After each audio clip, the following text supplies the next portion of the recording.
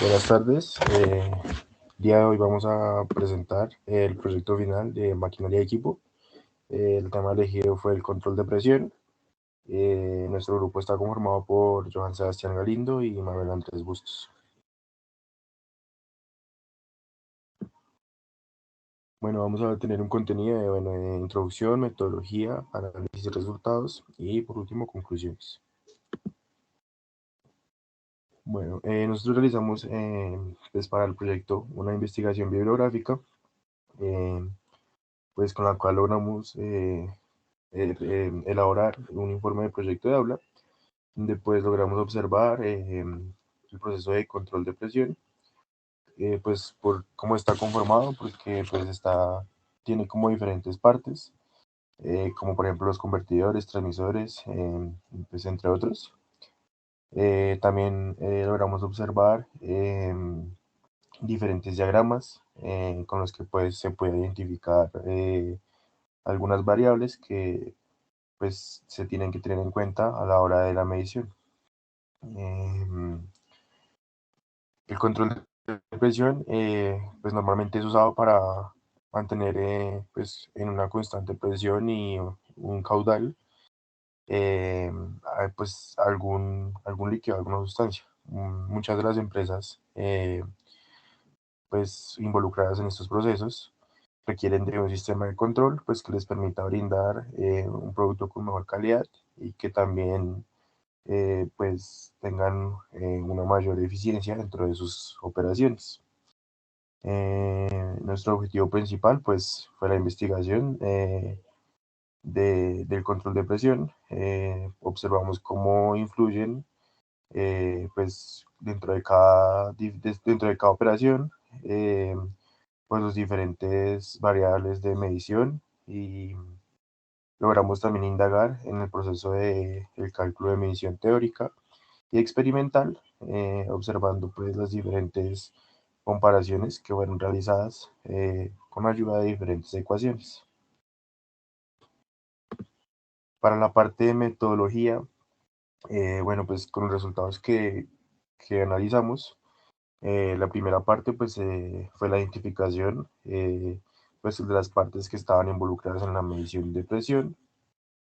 Seguido de esto, pues se identificaron las variables que se debían controlar. Luego se toma pues los datos para obtener la presión real y pues se toman también los datos de presión experimental.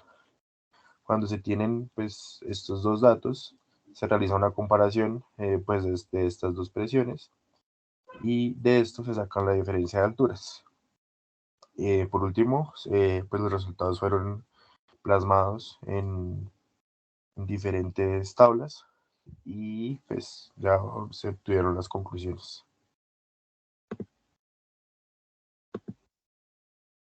Para la parte de resultados, comenzamos identificando un sistema de presurizado, la cual identificamos las diferentes partes que pueden conformar este proceso de control de presión, pues con el único fin de identificar y comprender bien este procedimiento.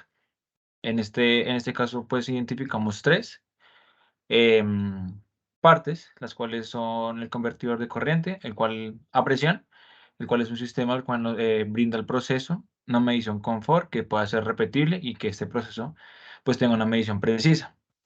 Eso con el fin de lograr convertir la señal magnética en una neumática. Posteriormente también identificamos la transmisión de presión, pues que pues este transmisor es vital para el proceso de comprimido de aire y este funciona mediante un sensor de presión. Y pues ya como último tenemos que el indicador de presión, pues que es un indicador análogo que normalmente se utiliza para medir la presión de un gas o un líquido. Pues tenemos que pues hacer unas partes que logramos identificar dentro del proceso de control de presión. Posteriormente pues logramos identificar